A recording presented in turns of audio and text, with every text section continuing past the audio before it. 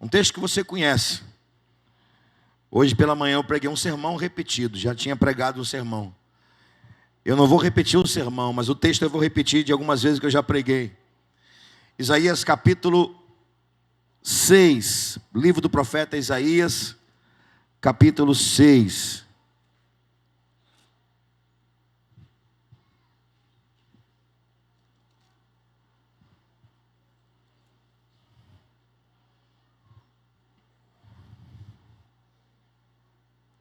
Se você prestou atenção em uma das canções que foram ministradas aqui, o tema da mensagem, evidentemente que vem à luz do texto, da palavra, mas também vem da música que nós acabamos de cantar. E nós vamos cantá-la novamente no final. Porque Deus não está chamando somente os irmãos que vieram aqui à frente, com essa camisa branca, escrita Casa de Paz, não. Deus chamou todos que estão aqui nessa noite. Deus está chamando todos que estão aqui nessa noite. Só que para você responder um chamado, existe um processo.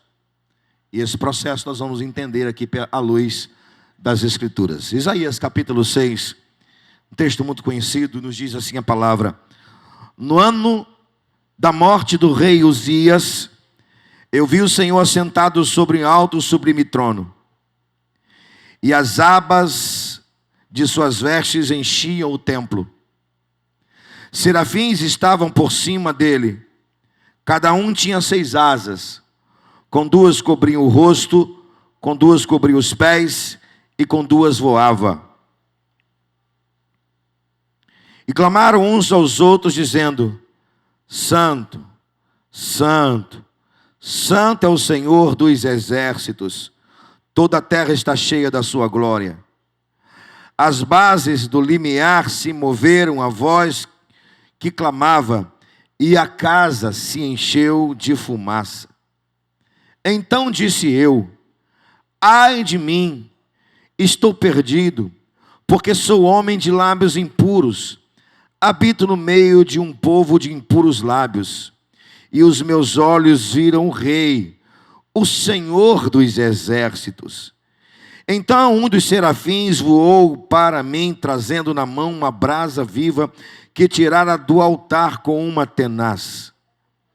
Com a brasa tocou a minha boca e disse: eis que ela tocou os teus lábios, a tua iniquidade foi tirada e perdoado o teu pecado. Depois disso, ouvi a voz do Senhor que dizia: a quem enviarei? E quem há de ir por nós? Disse-lhe eu: eis-me aqui, envia-me a mim. Amém? O tema da mensagem está na canção que nós cantamos. E não sei se não vai aparecer para você aqui, mas em casa está aparecendo para os irmãos em casa. Eu peguei os 3 pontos da nossa língua portuguesa para tentar dar ênfase ao tema da mensagem. Eu peguei o ponto de interrogação, o ponto de exclamação e os 3 pontos que dá uma ideia de continuidade, de eternidade. O tema da mensagem é: como dizer não a um chamado divino? Eu não vou conseguir dar ênfase com a minha voz. Eu não vou conseguir usar o ponto de exclamação, o ponto de interrogação. Eu não vou conseguir extrair um tema que pudesse expressar, de fato, o que esse texto que nós acabamos de ler vai nos dizer. Como dizer não a um chamado divino? Talvez você falaria melhor do que eu, com certeza você falaria melhor do que eu. Os irmãos do teatro, então, falariam assim de uma maneira muito poderosa. Mas nós vamos tentar dizer juntos o tema da mensagem, porque aqui nós estamos diante do chamado do profeta Isaías. O chamado profético de Isaías. E não é diferente, porque nessa noite, Deus está nos chamando para fazer a obra dele. Eu vou repetir, Deus está nos chamando para fazer a obra dele. A voz da Trindade Santa está ecoando nessa noite, ela vai ecoar em sua mente, ela vai ecoar nos seus ouvidos, e eu espero que você ouça a voz da Trindade Santa, do Deus poderoso, de Jesus, o nosso Salvador, e do Espírito Santo, nosso Consolador. Vamos tentar juntos dizer o tema? Como dizer não a um chamado divino? Você vai me ajudar. No meu 3, você vai me ajudar aí. E vai ficar bonito. E nós vamos então entrar na mensagem. E que Deus nos fale nessa noite. Amém? Já decorou? Primeiro é para você decorar. Como dizer não a um chamado divino? Ao chamado divino. Como dizer não ao chamado divino? Decorou? Então no meu 3, nós vamos falar bem bonito, para a glória de Deus. Como dizer não ao chamado divino? Não falei que ia ficar bonito, mas pode ficar melhor. No meu 3. Como dizer não a um chamado divino? A gente pode falar mais uma vez? No meu 3. Como dizer não a um chamado divino? Aplauda Jesus. Amém. Mais uma vez, o Senhor nos leva à experiência do chamado do profeta Isaías. Uma das maiores realidades da Bíblia é o chamado.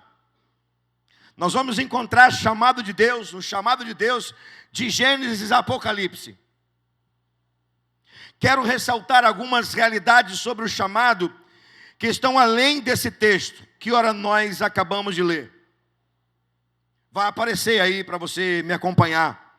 Algumas realidades sobre o chamado, eu serei breve, rápido nesse processo aqui, mas é só para você entender. Essa é a primeira realidade sobre o chamado divino. O chamado divino é uma função da urgência da mudança, é em função da urgência de mudança de pessoas e realidades. Essa é a primeira realidade do chamado. O chamado divino é em função da urgência de mudança de pessoas e realidades. Deus está nos chamando porque existe urgência para que as pessoas sejam mudadas e as realidades que nos cercam sejam mudadas. A segunda realidade que eu quero dividir com você é essa. O chamado divino não é algo exclusivo de um grupo específico, principalmente depois de Pentecostes. O chamado divino não é para pastor, não é para missionário, não é apenas para obreiros. O chamado divino é para aquele que já recebeu Jesus Cristo como Senhor e Salvador da sua vida. Afinal de contas, se você está aqui, é porque você ouviu o chamado de Jesus para que você pudesse ser salvo. Terceira realidade, Deus quer ungir para que o chamado seja vivido. A questão é se os crentes querem pagar o preço pela unção. Essa é a terceira realidade sobre o chamado. Deus quer ungir para que o chamado seja vivido. A questão é se os crentes querem pagar o preço pela unção. Sem comentário. Quarta realidade sobre o chamado. Para viver um chamado é preciso algum tipo de renúncia. Para viver o chamado é preciso algum tipo de renúncia. Eu poderia listar para você aqui algumas renúncias que nós podemos ter na nossa vida. Para eu estar aqui hoje pregando para você, eu renunciei muita coisa. E eu sei que você pode renunciar. No mínimo, você pode renunciar um pouquinho do seu tempo que você usa para ficar nas redes sociais.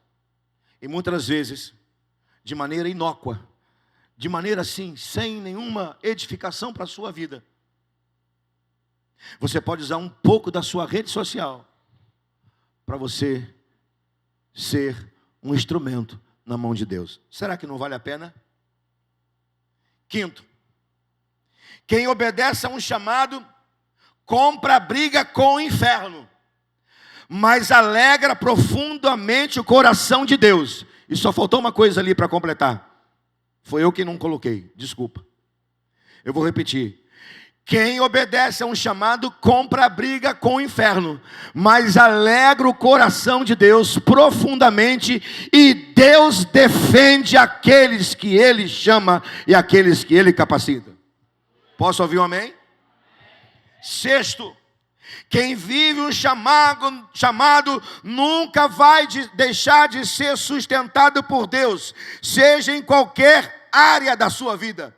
Se você obedecer um chamado, Deus vai te sustentar em todas as áreas da sua vida. Você crê nisso? Diga amém. E sétimo, viver um chamado constrói legado na terra e galardão nos céus. Esse eu vou repetir. Viver um chamado constrói legado na terra e galardão nos céus.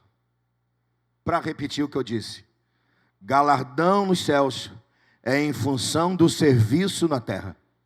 Galardão nos céus é em função da obra que se faz na terra. E obra na terra tem a ver com pessoas, tem a ver com gente. Para repetir, viver o chamado constrói legado na terra. Ou seja, o que você faz fica para a próxima geração. E você está então contribuindo para que o seu galardão seja aumentado nos céus. Amém? Até o final acho que o seu amém vai melhorar. Traga água para mim. Ah, Daniel vai trazer. Ele já viu lá que está faltando água. O nome do profeta Isaías, ou o nome de Isaías, significa o Senhor é a salvação. Olha só que coisa interessante. Isaías significa o Senhor é a salvação. Tem alguém que chama Isaías aqui? Levanta a mão. Tem ninguém? Tem nenhum Isaías aqui hoje? Olha só, meu Deus, que pena. Isaías significa o Senhor é salvação. O profeta Isaías é autor do maior livro profético do Antigo Testamento. Algumas coisas que eu sei que você sabe disso. Isaías profetizou no Reino do Sul. Ele passou por muitos reis. Ele foi profeta no período de muitos reis. E eu não vou citar aqui os reis, apenas esse que está aqui no texto, que é o rei Uzias. O livro de Isaías é interessante porque ele tem muita semelhança com a própria Bíblia. Por exemplo, quantos livros tem a Bíblia? E você precisa voltar à escola bíblica dominical. Quantos livros tem a Bíblia? 66. Muito bem. Quantos capítulos tem Isaías? 66. A Bíblia é dividida em quantas partes? 2. Quais são as partes? Antigo e Novo Testamento. O livro do profeta Isaías também é dividido em 2 partes. Ele profetiza o cativeiro da Babilônia e depois ele profetiza a restauração da Babilônia. A Bíblia toda, esqueci de agradecer ao Daniel. A Bíblia toda, ela tem a chave mestre. A Bíblia toda fala de Jesus, que é a chave da Bíblia, principal da Bíblia. Ela fala de Jesus. O livro do profeta Isaías, ele profetiza sobre quem? Jesus. Esse é o livro do profeta Isaías. Mas tem algo interessante no livro do profeta Isaías, diferente dos outros profetas, porque se você olhar, por exemplo, para Ezequiel, você vai perceber que a experiência de Deus com Ezequiel acontece no primeiro capítulo. Jeremias, a mesma coisa. Daniel, a mesma coisa. Que são chamados profetas maiores. A de Isaías vai acontecer no capítulo 6. E nesse tempo, Israel estava vivendo uma crise política, social, espiritual muito grande. Principalmente porque é citado aqui que o rei Uzias acabara de morrer, era o ano em que ele morreu. E nesse tempo o trono de Israel estava desocupado.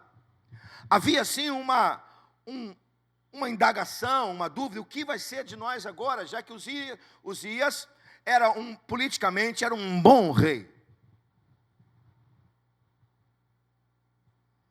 Apesar dos livros das crônicas dizer que no final da sua vida ele exaltou-se, elevou o seu coração, e ele morre de uma lepra por causa do seu orgulho e da sua vaidade.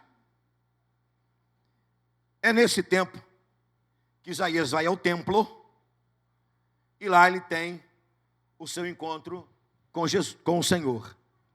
Nesse texto contém aqui carimbos, eu vou chamar de chancelas, carimbos, assinatura de Deus, para quem deseja exercer um chamado. Vou repetir. Nesse texto, tem aqui a assinatura de Deus, tem a chancela de Deus, o carimbo de Deus, para quem deseja obedecer e exercer um chamado divino. Ou seja, sem isso não dá para obedecer e viver um chamado divino. Sem aquilo que está escrito aqui, sem o que acontece com Isaías, não dá para viver o chamado divino, para obedecer e para viver um chamado divino. Aliás, não é pré-julgamento de nada, não é julgar ninguém. Eu creio que sem isso aqui, por causa do que acontece aqui, é a razão pela qual muita gente não responde o chamado divino e não obedece o chamado divino.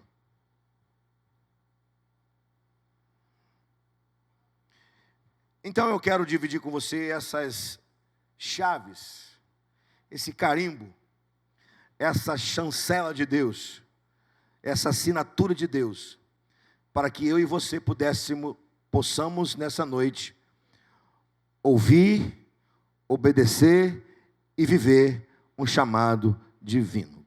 Caminhe comigo, por favor, por alguns minutos. Depois a gente canta mais uma vez a canção, e aí é com o Espírito Santo. Porque eu espero que nessa noite haja aqui mais pessoas prontas a dizer o que Isaías vai dizer no versículo 8. Eis-me aqui, envia-me a mim.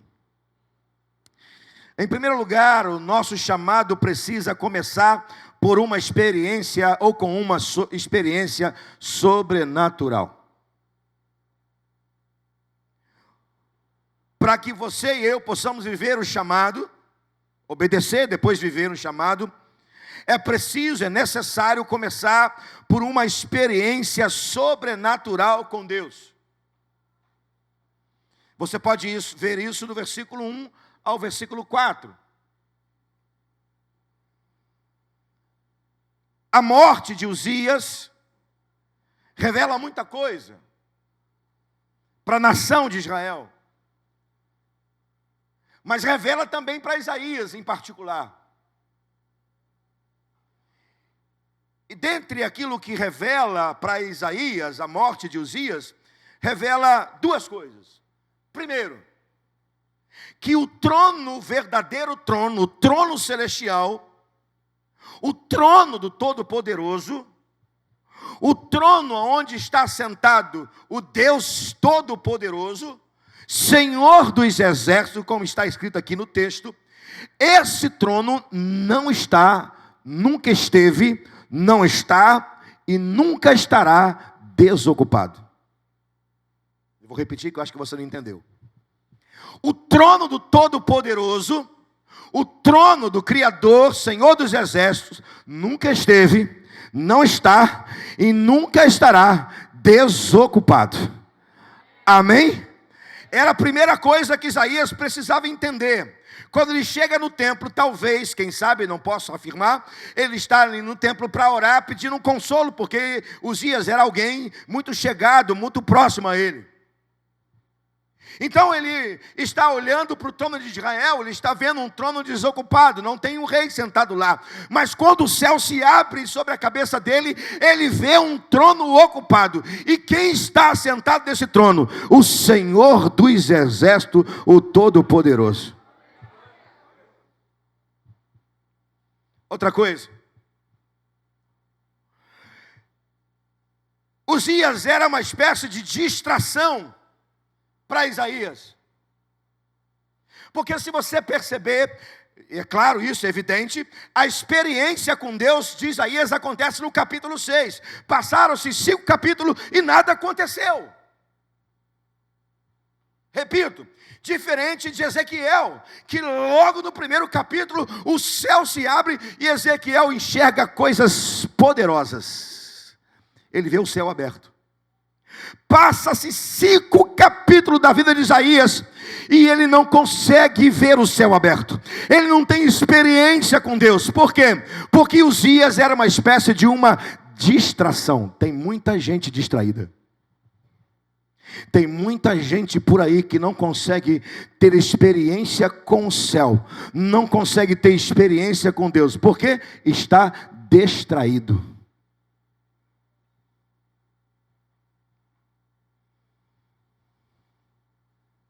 Em meio a toda essa confusão e incerteza, Isaías vai ao templo para orar, para adorar, e lá ele encontra a face de Deus. O extraordinário aconteceu. Eu não vou tecer nenhum comentário, porque o tempo não nos permite, mas eu quero que você preste atenção em algumas coisas bem rápidas aqui do versículo 1 ao versículo 4. A primeira que eu quero que você preste atenção, está falando aqui de serafins que estavam por cima desse trono. Eram criaturas angelicais, ou são criaturas angelicais. Serafins são criaturas de fogo.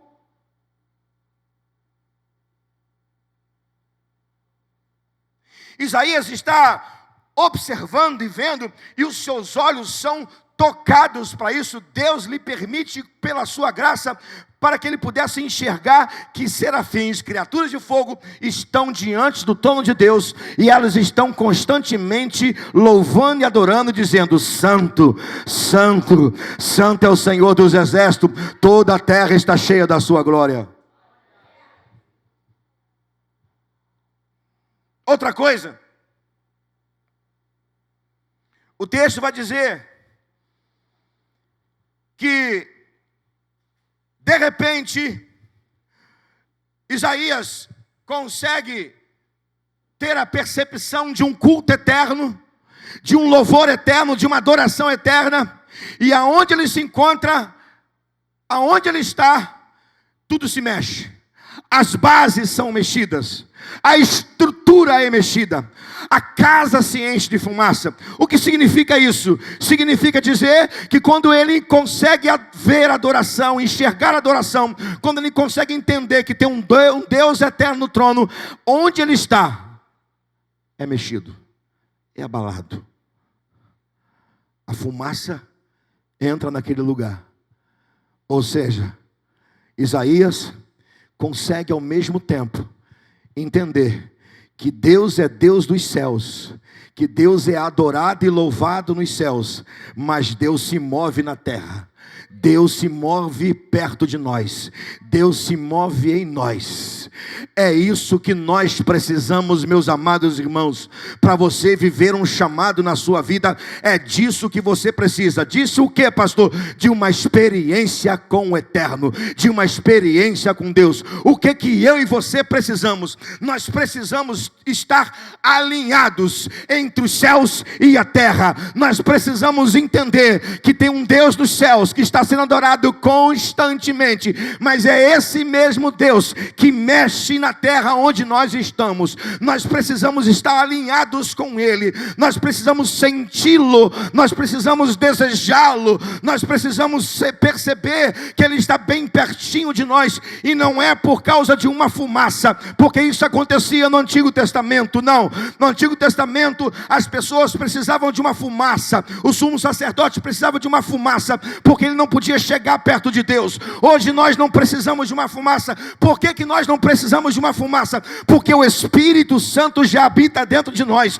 Então a presença de Deus na pessoa do Espírito está perto de nós. E isso significa dizer que os céus estão abertos constantemente. O livro de Hebreus vai dizer que o Santo do Santo está livre, que o véu do templo se rasgou de alto a baixo. Você pode ter a sua experiência com Deus a hora que você desejar, porque o véu se abriu. Você pode entrar no Santo do Santo, você pode receber a presença do Todo-Poderoso que está nos céus, mas que pode te visitar onde você está. Aleluia. Sem isso, irmão, por favor, não pregue o Evangelho. Não pregue. Como assim, pastor? Como é que eu não vou pregar o Evangelho? Não pregue, irmão. Porque você não pode pregar aquilo que você não vive.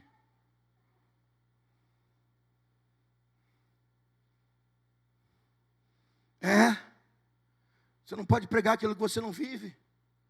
Como é que você vai dizer assim: arrependa, porque é chegado o reino dos céus, se o céu não chegou a você?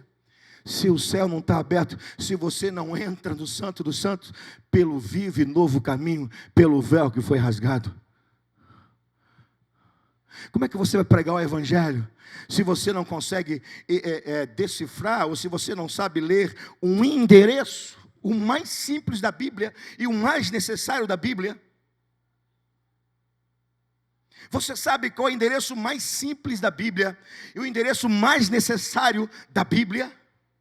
É por causa desse endereço que o céu se rasga, se abre, e nós podemos entrar no Santo do Santo pelo novo e vivo caminho, pelo véu que foi rasgado por Jesus. Que endereço é esse? Isaías sabia muito bem o endereço do templo. Você também precisa saber qual é o endereço. Qual é o endereço? Mateus, capítulo 6, versículo 6. Diga comigo, Mateus, fale alto, Mateus 6,6 é o endereço. Aleluia. E o que diz Mateus 6,6?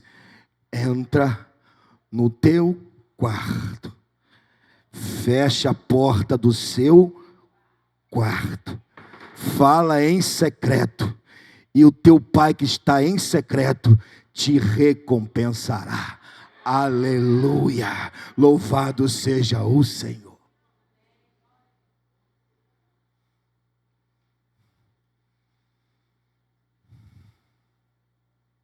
Deus seja louvado.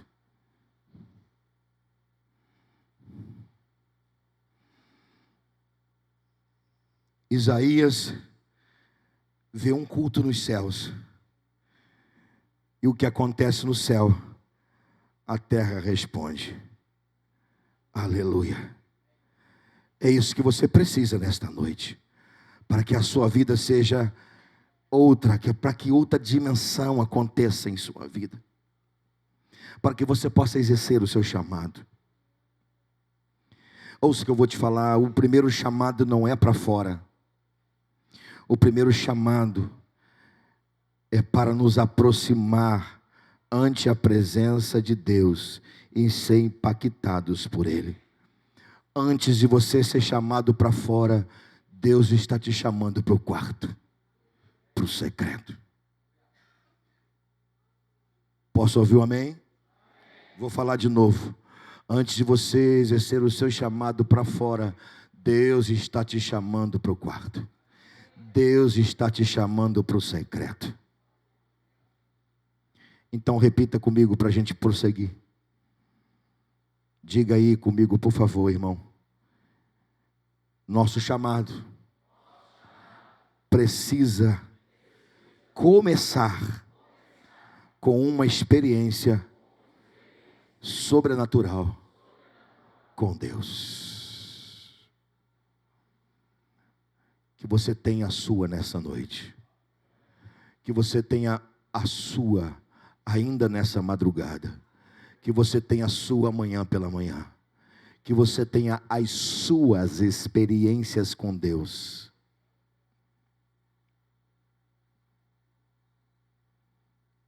Em segundo lugar, nosso chamado precisa experimentar a profundidade da confissão. além de precisarmos de uma experiência sobrenatural com Deus, nosso chamado é necessário experimentar a profundidade da confissão. Preciso voltar com você ao versículo 5 mais uma vez. E assim diz o versículo 5. Então, disse eu: ai de mim, estou perdido, porque sou um homem de lábios impuros e habito no meio de um povo de impuros lábios, e os meus olhos viram o Rei, o Senhor dos exércitos. Isaías passa a ter agora a sua segunda visão. Diga comigo, a primeira visão de Isaías é a eterna, a segunda, interna. Ai de mim. Ai de mim.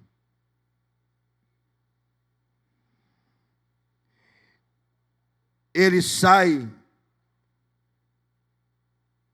da sua condição de contemplar a glória de Deus, e ele entra na profundidade da sua confissão. Interessante que antes do profeta dizer o seu ai, Isaías proferiu 6 ais por causa dos outros. Você pode ver isso nos primeiros, ou melhor, nos capítulos anteriores ao capítulo 6. Antes de dizer o seu ai, ele falou 5 ais dos outros povos. Ora, meu irmão, nós falamos ai em que circunstância? Simples. Nós dizemos, nós gritamos ai quando nós estamos sentindo de novo. Nós gritamos, nós falamos ai quando estamos sentindo uma dor.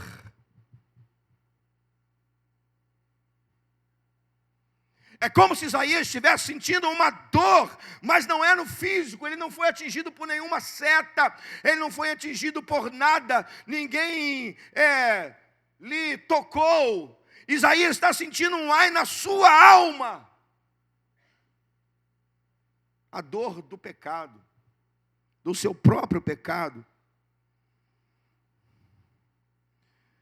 Você não vai sentir a miserabilidade dos outros sem que primeiro você sinta a sua própria miserabilidade.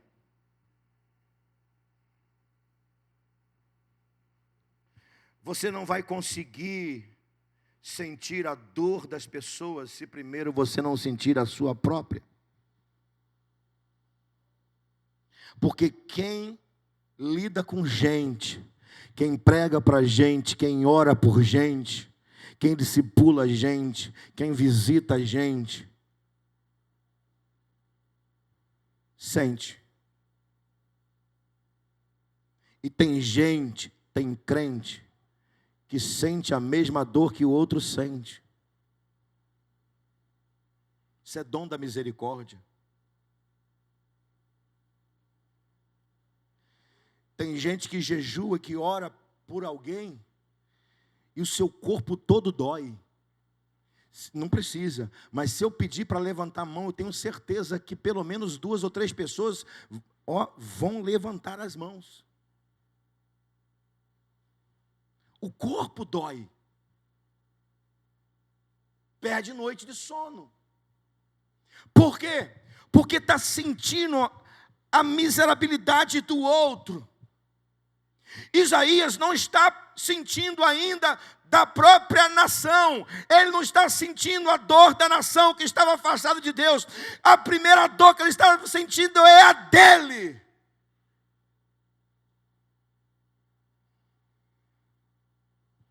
Paulo vai dizer: porque não faço o bem que quero, mas o mal que não quero, esse eu faço. E ele vai dizer: miserável homem que sou, quem me livrará do corpo dessa morte? Quando Isaías olha para dentro de si e consegue ver onde ele estava, o que ele estava fazendo, o seu estado, ele sente uma dor na alma. Ou seja, Isaías foi no profundo do seu ser e viu que ele era um miserável.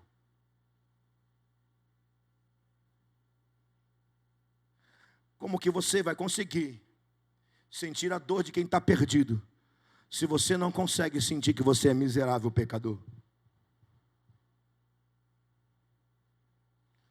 Que nessa noite você possa receber um batismo de misericórdia.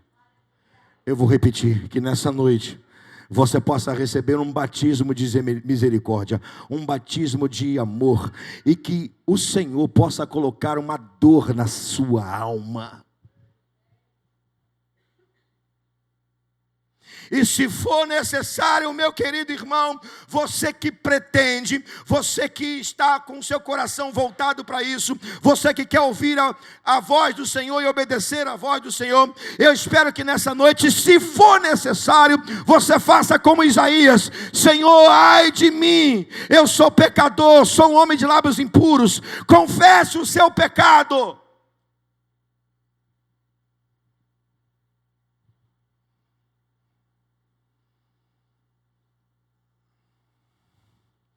Se você conseguir ver a sua miserabilidade, o Espírito Santo te fará ver que tipo de pessoa você é e onde você está.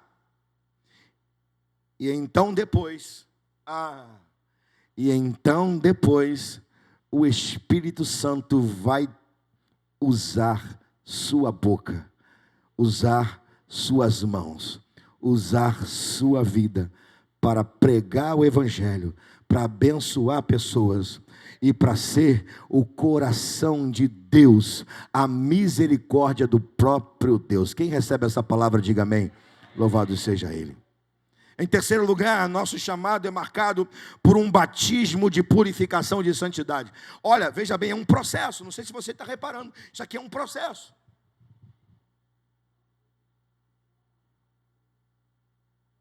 Tudo começa na experiência com Deus.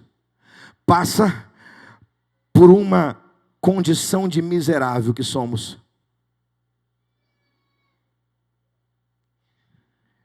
Agora Deus responde. Vamos ao texto do versículo 6. Quem está com a Bíblia aberta, diga amém. Eu falei aberta. Quem está com a Bíblia aberta, diga amém. Então está escrito assim no versículo 6. Então, um dos serafins. Para aí. Eu disse que serafins são criaturas de fogo. Elas estão constantemente diante de Deus, ardendo constantemente em fogo diante de Deus. Um dos serafins, ele não vai tirar fogo do trono. Ele vai no altar. E possivelmente é o altar do holocausto. Se não for do holocausto, com certeza é o altar do incenso, um dos dois altares. E aí não tem dificuldade de entender que pode ser qualquer um dos dois. Eu acredito que seja no primeiro, porque o mesmo fogo que ardia no primeiro, ardia no outro. E não era fogo estranho.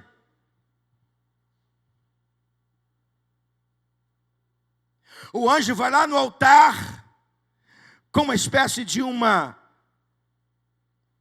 tesoura, uma pá, alguma coisa desse tipo. Pega uma brasa e toca nos lábios de Isaías e ministra sobre ele uma palavra que é um batismo. Isaías está sendo batizado. Qual batismo? Diga comigo, batismo de fogo. Aleluia. Batismo de fogo. O que João Batista fala sobre Jesus, e nós falamos hoje pela manhã. Eu batizo com água, para arrependimento dos vossos pecados. Mas tem um que vai vir após mim, ele vos batizará com o Espírito Santo e com fogo. O que é o batismo com fogo? Ou em fogo? Se você frequentou a escola bíblica aqui, quando falamos sobre dom de línguas, você perdeu. Se você não veio, você deve estar lembrado que batismo com fogo é a mesma coisa que santidade ou purificação.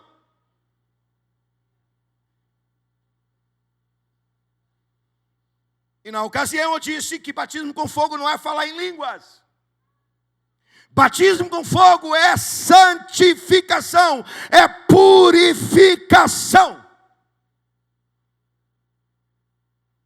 Está escrito no texto: o serafim tocou os lábios de Isaías e ele mesmo disse: eu fui tocado. Ou ele me tocou. O meu pecado foi tirado.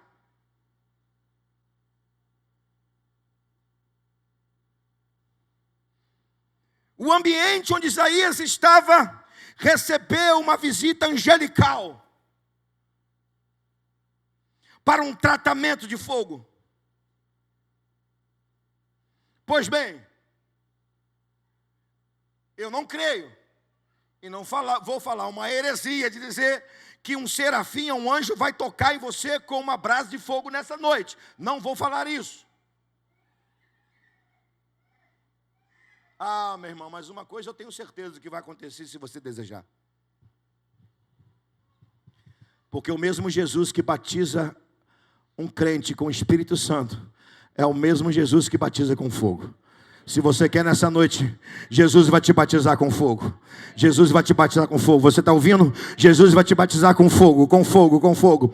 Você será batizado com santificação, com purificação, com purificação. Seus lábios serão purificados, seus olhos serão purificados, seus ouvidos serão purificados, seus pés serão purificados, sua alma será purificada. Você será batizado com fogo, você será purificado.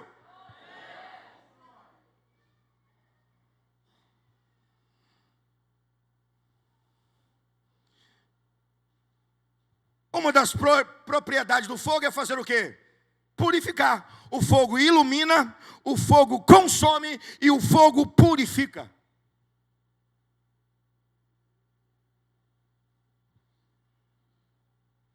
O fogo ilumina, o fogo consome e o fogo purifica. Ei, irmão, você foi livre do fogo eterno.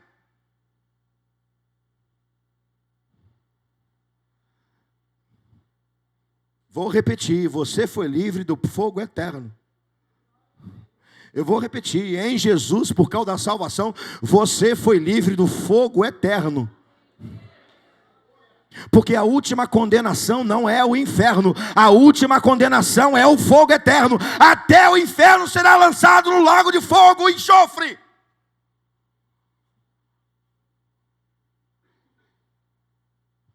Você foi livre do fogo eterno.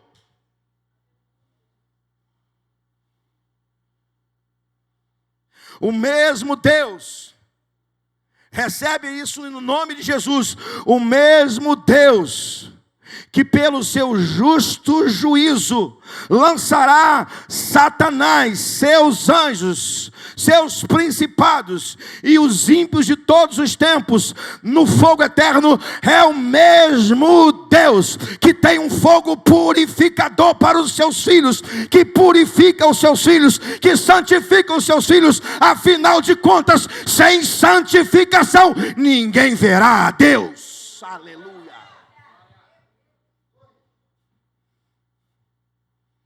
Quer pregar o evangelho, irmão? Quer obedecer um chamado? Santifica-se. Sede santos porque eu sou santo. Seja puro porque eu sou puro. Assim diz o Senhor Deus Todo-Poderoso.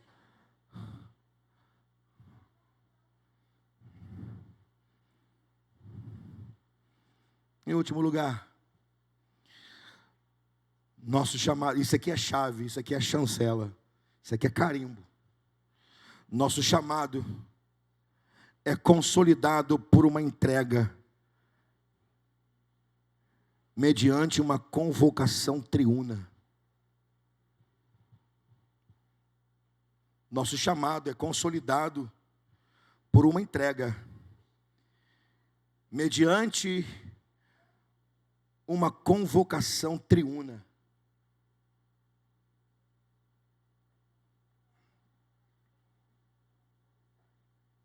Observe que Isaías foi convocado por meio de uma pergunta.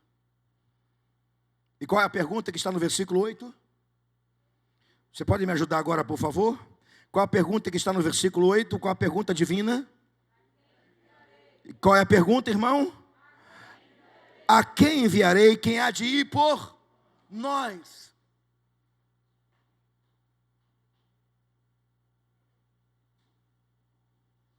Poucas vezes você vai ver na Bíblia a unidade triuna se apresentando para fazer ou para falar algo. Poucas vezes. A gente tem, por exemplo, a criação. Quando está dizendo ali, façamos o homem a nossa imagem e semelhança, façamos. Nós temos, por exemplo, na Torre de Babel, quando houve uma tentativa liderado por um homem chamado Nimrod, a construir uma torre que pudesse tocar o céu, e que eles não pudessem se livrar de um outro possível pseudo-dilúvio, e ao mesmo tempo pudesse dizer, nós conseguimos construir um lugar tão alto que nem Deus consegue alcançar. Naquele dia, Deus falou, desçamos e confundamos as línguas.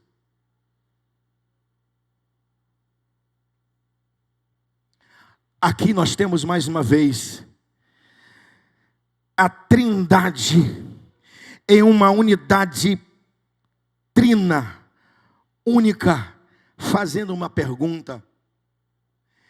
E por quê? E aí uma pergunta que eu vou te responder pelo meu coração, não por um tipo de interpretação bíblica exegeta. Por que que Deus, ou melhor, a Trindade, o Pai, o Filho e o Espírito está se unindo para fazer essa pergunta: a quem enviarei? Quem há de ir por nós? Dado a importância do que significa chamado.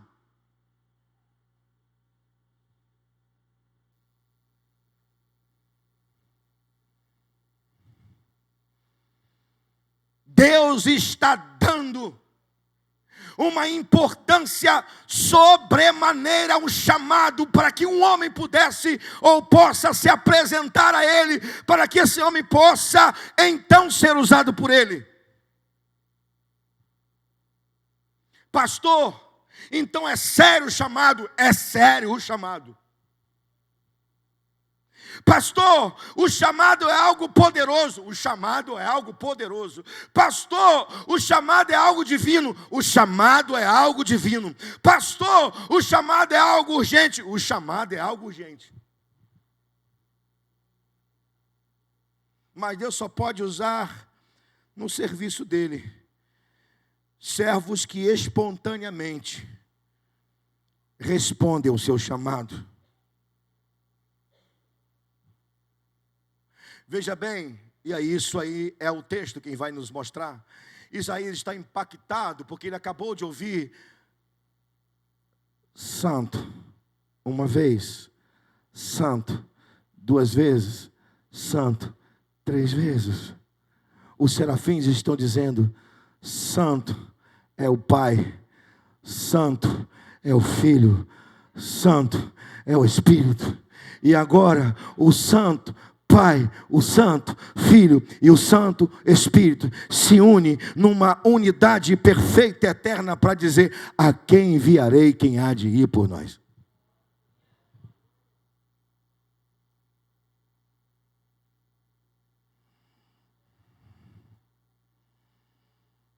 Repito, Deus só pode usar para o seu serviço quem espontaneamente se entrega a Ele.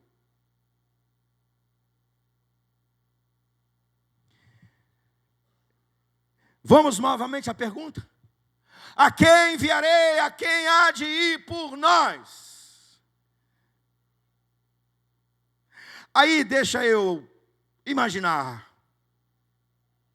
Ou melhor, Deixa a gente entrar numa realidade para o tempo de Isaías.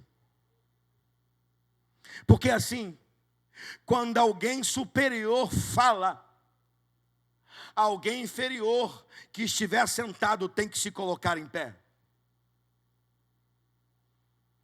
Por exemplo, quando Natan se apresenta a Davi, e ele vai dizer que Davi pecou, não vou contar a história, você sabe. Davi estava sentado no trono, e Davi era rei. Caminha aqui comigo, por favor. Quando o profeta Natan chega diante de Davi, coloca o seu dedo diante de Davi e diz: é você esse pecador, é você esse ladrão de ovelha, é você, Davi. Davi está sentado, mas antes de Davi ouvir a sentença, Davi ficou em pé. Por que Davi ficou em pé? Porque diante da palavra de Deus, ele precisava ficar em pé, porque um rei não é maior do que um profeta, quando o profeta está falando em nome de Deus. Ele pode ser rei, ele pode estar assentado no trono, ele pode governar as 12 tribos, mas quando o profeta fala em nome de Deus, fique em pé, porque Deus vai falar.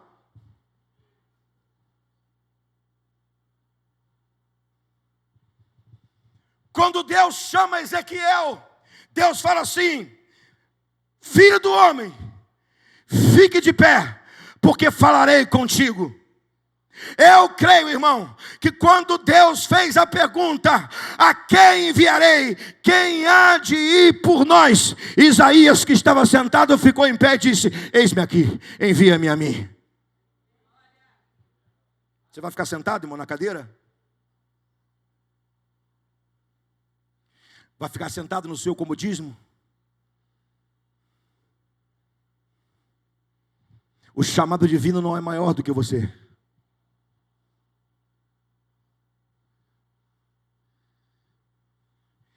Deus está te chamando para você levantar dessa cadeira hoje. Ele não vai falar, ele já falou.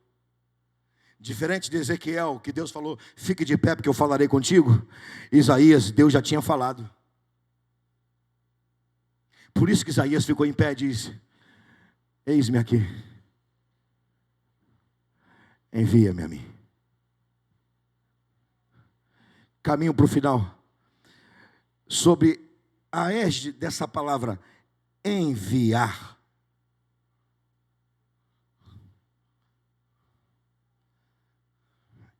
Quem envia? Diga comigo: quem envia é quem chama e quem prepara. De novo, eu vou fazer a pergunta: quem é que envia? Responda: quem envia é quem chama e quem prepara. Aleluia. Quem é que chama e prepara? Jesus.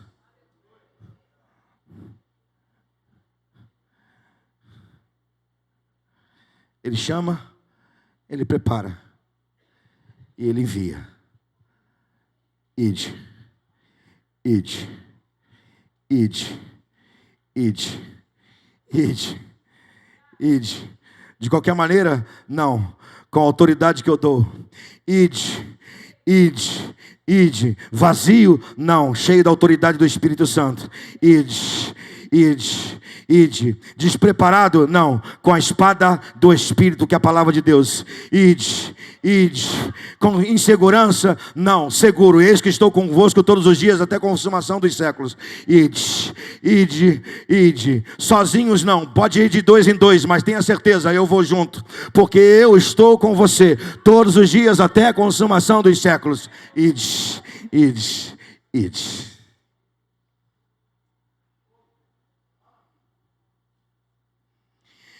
Irmão, você não pode viver apenas a vida sob a perspectiva de enxergar. Você precisa ver a vida sob a perspectiva do que é uma visão, da visão eterna. Enxergar é diferente de ver. Enxergar é apenas algo natural, porque você tem 2 olhos.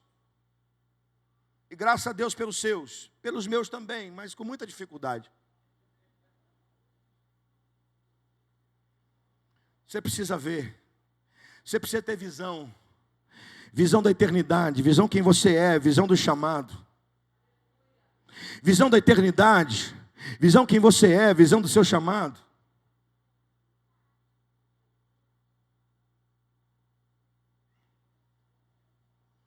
Oh, meu irmão, minha irmã, você não pode sair daqui nessa noite dizendo não ao seu chamado. É o tema da mensagem. Como dizer não a um chamado divino? Você não pode sair daqui dizendo não ao chamado. Eu termino dizendo o que implica dizer não a um chamado. Eu poderia dizer muitas realidades, mas fico com apenas 3. Aqui eu termino e eu preciso um pouco mais só, como diriam os mineiros, ou como dizem os mineiros, um tiquinho só da sua atenção. É isso mesmo, pastor? Tiquinho.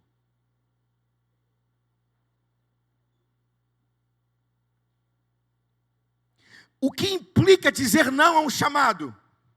Eu vou te dar aqui 3 realidades. Eu poderia dizer muitas, mas eu vou ficar com apenas 3. Vai aparecer na tela e você vai ver comigo. O que implica você dizer não a um chamado? Agora, antes de falar isso, se você falar assim, pastor, mas eu não tenho capacidade. Quem capacita é Deus. Pastor, não tem recurso. Quem dá o recurso é Deus. Pastor, eu não tenho unção ainda. Deus vai te dar, se você pedir, Ele dá. O Espírito Santo te enche. Pastor, eu não sei falar. Oh, mas a boca quem fez foi Deus. Pastor, eu não conheço a Bíblia. Nós vamos estudar juntos. Tem aqui discipuladores, vai te ensinar. Pastor, eu não conheço o plano de salvação. No grupo da igreja tem, se você quiser, a gente disponibiliza para você. Ou seja, você não tem razão nenhuma para dizer não. Mas o que implica você dizer não? Olha isso. Dizer não a um chamado divino se configura desobediência.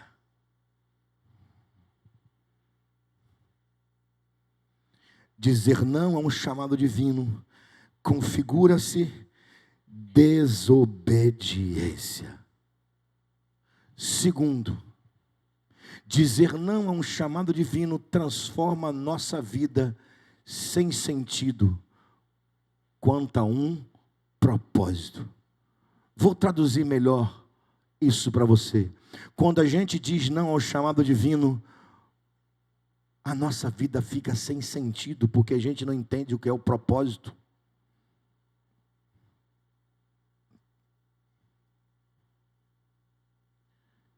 A vida fica sem sentido.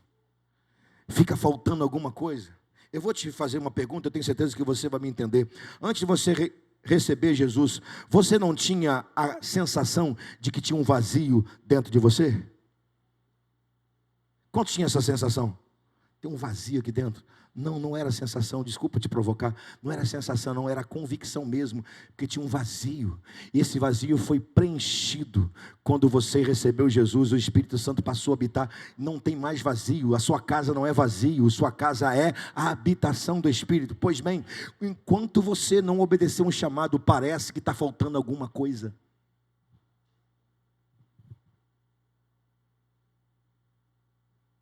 Em último lugar, dizer não a um chamado é desconsiderar que um dia teremos que prestar conta.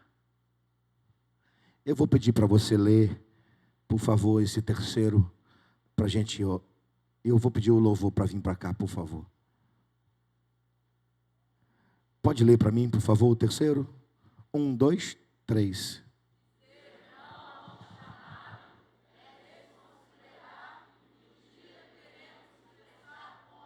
Você acha que vai ser assim?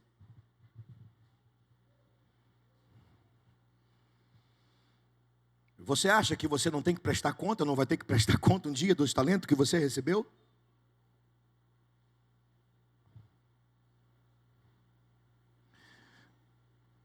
A geração de hoje, então, ela acha que assim, a gente tem que prestar conta de nada.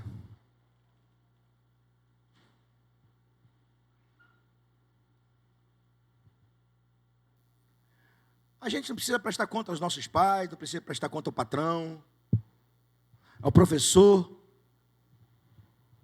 Tem que prestar conta.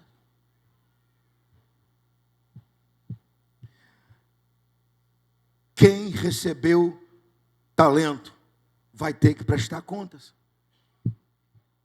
E aí, irmão, desculpa te falar, não tem ninguém aqui dentro desse ambiente que um dia não terá que prestar contas a Deus do talento que recebeu. Ninguém que está aqui dentro. Ninguém que está aqui dentro. Todos que estão aqui dentro vão ter que prestar contas diante do Senhor. Seja, eu espero que seja no tribunal de Cristo, não no juízo eterno. Qual a diferença? O tribunal de Cristo é para a igreja. O juízo eterno é para os ímpios. Se você não for de Jesus, você não vai passar para o juízo eterno, o tribunal, o grande trono branco. Mas você vai ter que estar lá diante do tribunal de Cristo, nas nuvens.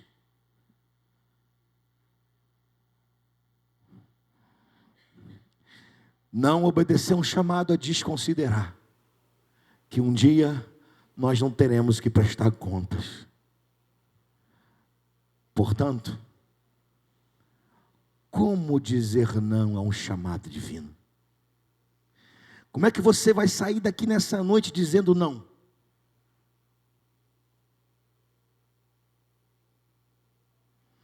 Pastor, não estou preparado. Olha, aqui termino. Nesse momento, nessa hora, Deus não está, pelo menos agora, Deus não está preocupado se você está preparado. Deus está preocupado se você vai obedecer o chamado ou não. Então, se entrega. Diga sim a um chamado divino. E depois, o restante, as outras coisas, Deus irá acrescentar. Deus irá te abençoar. Deus irá te capacitar. Deus irá te preparar para depois Deus te usar. Isaías foi para o templo para cultuar. Saiu da casa dele para cultuar. Sob qual motivação? Pedir consolo por causa da morte de Uzias.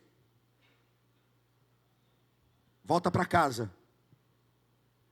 Pronto para preparado para profetizar. E aí o capítulo 9 vai dizer: porque um menino vos nasceu, o filho vos deu, e o seu nome será Maravilhoso, Conselheiro, Deus Forte, Pai da Eternidade, Príncipe da Paz. Em pouco tempo Isaías estava pregando, profetizando a vinda do Messias. Você vai sair daqui nessa noite cheio da unção para pregar o Jesus que já veio, que vai vir? Não, para pregar um Jesus que salva e para pregar um Jesus que está voltando. Eita glória!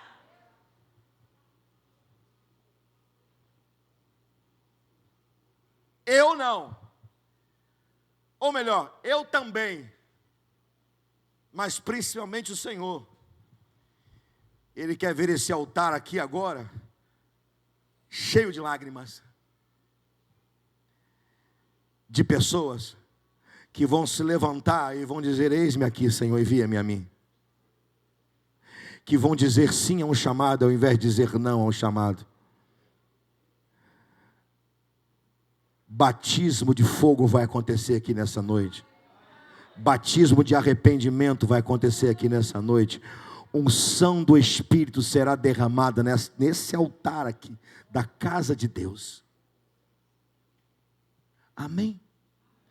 Você não precisa da música para você sair do seu lugar, ficar em pé e responder o chamado. Ou você precisa da música. Você não precisa da música, você precisa da palavra e do chamado. A palavra você já ouviu, e o chamado, o Espírito Santo está chamando você aí, para você levantar da sua cadeira e vir para cá e dizer: eis-me aqui, envia-me a mim.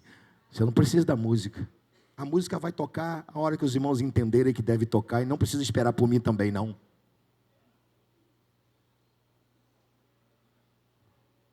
Você vai dizer não o chamado, ou você vai levantar da sua cadeira, irmão? Qual vai ser a primeira pessoa que vai levantar da cadeira e vai vir para cá, para esse altar, e dizer: eis-me aqui, Senhor, envia-me a mim? Quem sabe nessa noite Deus está chamando o pastor aqui. Tem muita gente que tem um chamado pastoral e ainda não respondeu o chamado pastoral. Quem sabe Deus nessa noite está chamando gente aqui para ser missionário. Você vai ser levado para as nações. Será que tem pastor aqui que não diz, que ainda disse não, que disse não ao Senhor? Deus tem um chamado ministerial para a sua vida e você está dizendo não? Diácono, tem diácono aqui que está dizendo não para o Senhor. Tem evangelista dizendo não para o Senhor aqui. Tem mestre dizendo não para o Senhor aqui. É hora de você dizer sim.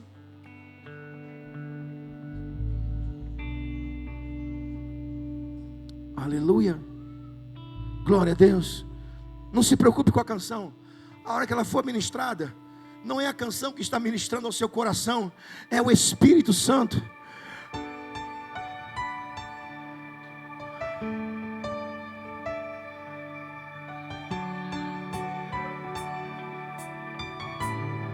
Você é o Isaías. Você é o Isaías de hoje. Os céus estão abertos. O Santo, Santo, Todo-Poderoso, Santo, te visitou nessa noite, irmão.